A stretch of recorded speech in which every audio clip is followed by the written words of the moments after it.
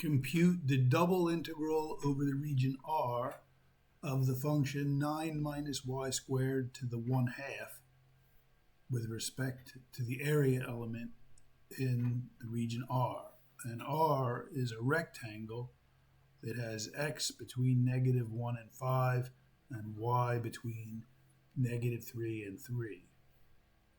So here we have a function in general of x and y that we're integrating on this rectangle. Now we see this function is constant in terms of x.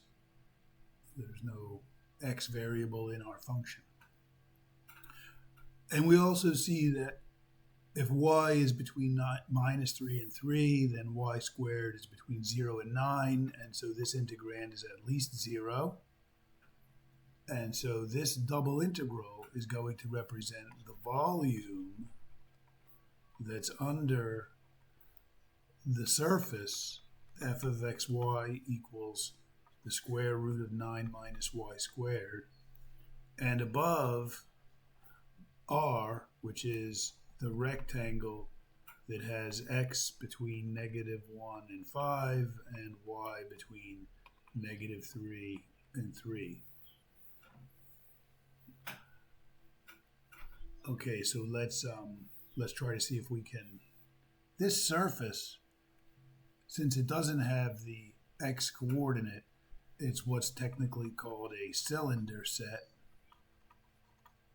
And the rulings are parallel to the x-axis. Rulings parallel to the x-axis. So let's see if we can actually sketch this surface, and then maybe we can figure out the volume under it by using some geometry. Because if we just had to do an integral from -3 to 3 of the square root of 9 minus y squared, this integrand is challenging. So rather than using anti-differentiation techniques, it's better to use geometry, because this is a very special shape. So let's take a look at the details here. What is the shape? So let's just say we had z equals the square root of 9 minus y squared, and we wanted to sketch this in the yz plane. So let's just put y here and z here. Then z equals the square root of 9 minus y squared is a semicircle that goes from -3 to 3. This is a semicircle of radius 3 centered at the origin, because the circle of radius 3 centered at the origin would be y squared plus z squared equals 9. And when you solve this for z, you get z equals plus or minus the square root of 9 minus y squared. So here we have the positive square root, so it's the upper semicircle. Now we want to consider this equation, though, as a surface in three-dimensional space, so we have to add in an x-axis. And then the rulings for the surface are just going to be parallel to the x-axis. So let's try to draw this again. We'll put the x-axis here, and we'll put the y-axis off on an angle a little bit, and then we'll put the z-axis vertical.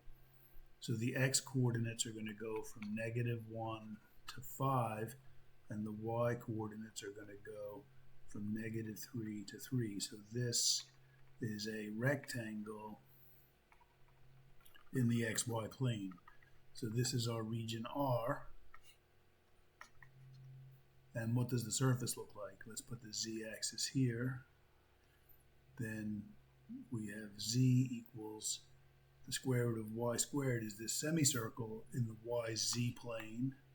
So it's a little bit rotated sideways from this picture.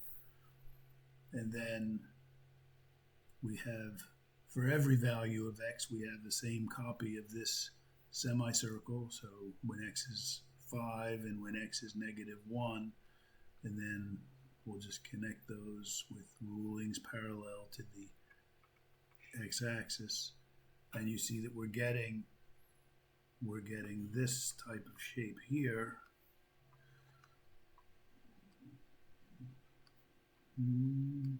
This is this part is hidden, so it's like a cylinder. It's an actual right circular cylinder. A right circular cylinder. Not just a cylinder set, but an actual right circular cylinder like a soda can. And the volume of the cylinder is the area of the base pi r squared times the height.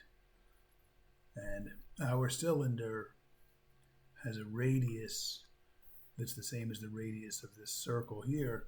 The radius is 3. And the height of our cylinder, well, our cylinder starts at the x coordinate -1 at the bottom, if you will, and then at the top it's got x coordinate equal to 5. So the height is 5 minus -1, which is 6.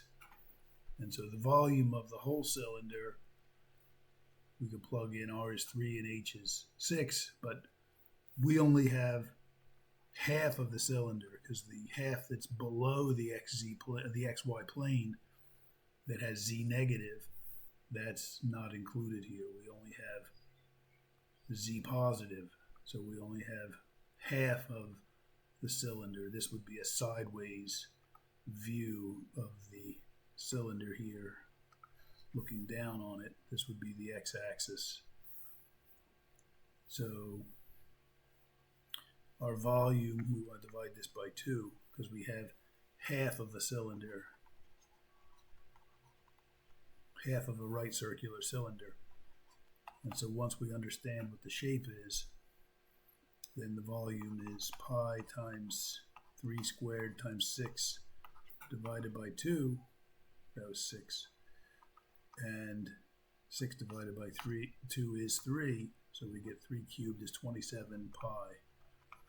27 pi. So our shape is a sideways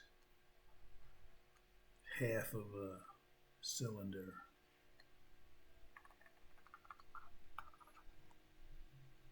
It's just the top half of the cylinder. Volume 27 pi. Using geometry to calculate the volume rather than using anti-differentiation techniques. The integral is giving you the volume under the surface and above the rectangle. And then we had to identify the surface. It's the surface of half of a right circular cylinder, and then we have a formula for volume of a cylinder divided by 2, plug in the radius and the height.